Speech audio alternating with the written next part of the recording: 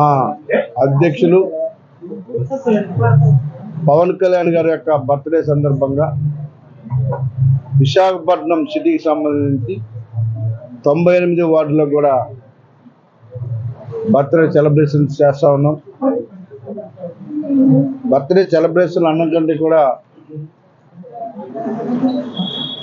బడుగు బలహీన వర్గాల కోసం ఆయన పుట్టిన రోజు సందర్భంగా సేవా కార్యక్రమాలు, బ్లడ్ డొనేషన్ క్యాంపులు, బీచ్ క్లీనింగ్లు ఇవన్నీ కూడా చేస్తూ ఉన్నాం.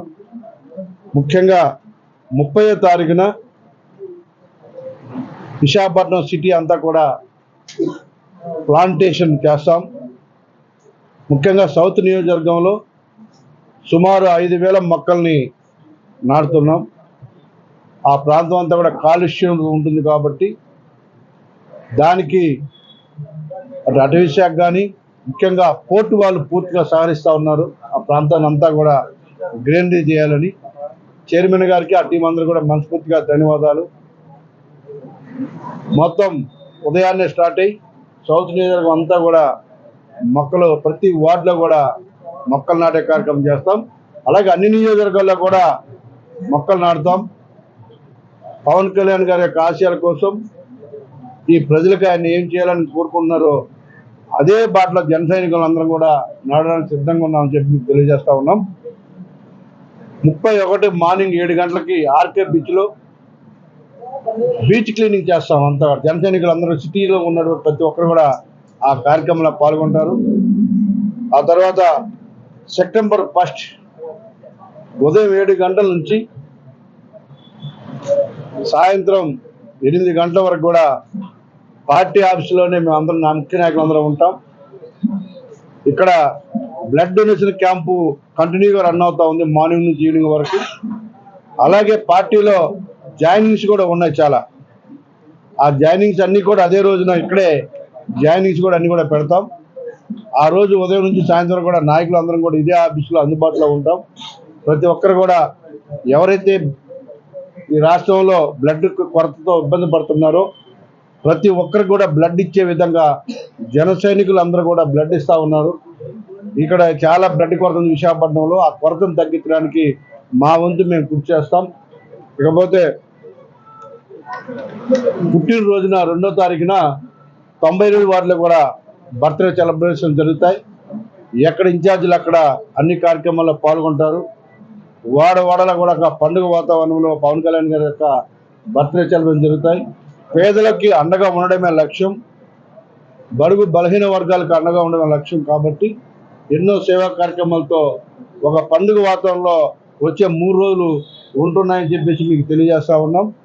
రానున్న రోజుల్లో పవన్ కళ్యాణ్ గారి ఆశయాలు, పవన్ కళ్యాణ్ గారి యొక్క ఏదైతే కోరుకుంటున్నారో ఈ రాష్ట్ర ప్రజలకి సేవ చేయాలని ఎన్నో విధాలుగా ఆయన మనసులో ఉన్న కోరికలన్నింటినీ కూడా ఇవాళ ఉప ముఖ్యమంత్రిగా ఆయన చేస్తుంటే మా వంతు కూడా మేము సహకరిస్తాం. ప్రతి ఒక్క జనసైని కూడా ఆయన కోరికలు కానీ ఆయన ఆశయాల కోసం కష్టపడాలని చెప్పేసి మేము అందరం కూడా డిసైడ్ అయ్యాం. కాబట్టి ఇవాళ ఒక అద్భుతమైన పరిపాలన జరుగుతుంది ఈ రాష్ట్రంలో. అందులో మేము భాగస్వాములమైనందుకు చాలా హ్యాపీగా ఉంది. ముఖ్యంగా విశాఖపట్నంలో అభివృద్ధి కార్యక్రమాలు అన్నీ కూడా ఊపందుకుంటా ఉన్నాయి. నిన్నే రివ్యూ మీటింగ్ కూడా అయింది. రానున్న రోజుల్లో విశాఖపట్నానికి సంబంధించి ఫ్లైఓవర్స్ కానీ, రోడ్స్ కానీ, అలాగే ఇంటర్నేషనల్ ఎయిర్పోర్ట్ కానీ ప్రత్యేకంగా సంబంధించి ఇప్పుడు ఎలా ఉందన్న విషయాన్ని కూడా ప్రజలు గమనిస్తూ ఉన్నారు. ఒక రాక్షస పాలన నుంచి బయటకు వచ్చి ఒక పండుగ వాతావరణంలో ఇవాళ ఈ రాష్ట్ర ప్రజలందరూ కూడా ఉన్నారు. ఈ రాష్ట్ర అభివృద్ధిని కోరుకుంటా ఉన్నారు. కాబట్టి ఒక అద్భుతమైన మెజార్టీ ఇచ్చి ఇవాళ ముందుకు వెళ్తా ఉన్నాం. వాళ్ళు కోరుకున్న దానికంటే కూడా ఎక్కువగా అభివృద్ధి కార్యక్రమాలు చేయడానికి మేము ప్రయత్నం చేస్తామని చెప్పేసి మీ ద్వారా తెలియజేసుకుంటూ రానున్న 4 రోజులు ప్రతి ఒక్క జన సైనికులు కూడా సేవా కార్యక్రమాల ద్వారా ప్రజల్లో ఉండాలని, పవన్ కళ్యాణ్ గారి యొక్క ఆశయాల కోసం నిత్యం కష్టపడాలని ప్రతి ఒక్కరిని కూడా కోరుకుంటూ, ఇకపోతే చాలామంది మీరు అడగక ముందే చెప్తా, వీసీ గారి మీద చర్యలు తీసుకుంటున్నారా తెలియకుండా అని చాలా మంది అడుగుతా ఉన్నారు. ఖచ్చితంగా ఏ విశ్వవిద్యాలయాన్ని అయితే ఆయన సర్వనాశనం చేశాడో, వ్యవస్థలన్నీ కూడా వైఎస్ఆర్ కాంగ్రెస్ పార్టీ వ్యవస్థలుగా తయారు చేశాడు. ఎంతో మంది ప్రొఫెసర్స్ని ఇబ్బంది పెట్టాడు. ఎంతో మంది నాన్ టీచింగ్ స్టాఫ్ని ఇబ్బంది పెట్టాడు. ఆ దుర్మార్గుని మాత్రం వదిలేది లేదు. ఆయన మీద ఎంక్వైరీస్ పడ్డాయి. ఖచ్చితంగా చట్టపరి ఎక్కడైతే ఒక జంగిల్లాగా, అంటే కాంక్రీట్ అన్నం కంటే ఐరన్తో చుట్టూ బంధించినట్టుగా చేసిన ఆ బంధించిన కూడా ఆ కటకటాలన్నీ కూడా తీయడం జరిగింది. అక్కడి నుంచి ఆయన్ని అరెస్ట్ చేసి ఆయన చేసిన తప్పిదాలన్నింటినీ ప్రజల్లోకి తీసుకెళ్ళి ఎక్కడైతే ఆ కంచేసిన దగ్గర నుంచే అరెస్ట్ చేసేసి తీసుకెళ్లాలని చెప్పేసి అక్కడ ఉన్నటువంటి యూనివర్సిటీలో ఉన్నటువంటి అధ్యాపకుల కోరిక కానీ, అక్కడ చదువుకున్న స్టూడెంట్స్ కానీ అందరి కోరిక ఆయన అక్కడనే అరెస్ట్ చేయాలని. ఖచ్చితంగా చట్టం తన పని తాను తీసుకెళ్తుంది. తనను మాత్రం వ్యవస్థలను పాడు చేసి, యూనివర్సిటీని పాడు చేసి, ఎంతో మంది నాయకుల జీవితాలను కూడా పాడు చేసిన వ్యక్తి అతనే. ఇవాళ ఒక 20-30 మంది తన బారిన పడ్డ నాయకులు కూడా ఉన్నారు. అలాంటి దుర్మార్గుడిని ఊరికే వదలకూడదు అని చెప్పేసి ప్రజలందరూ కోరుకుంటున్నారు. నాకు వచ్చిన ప్రతి ఒక్కరు కూడా అదే చెప్తా ఉన్నారు.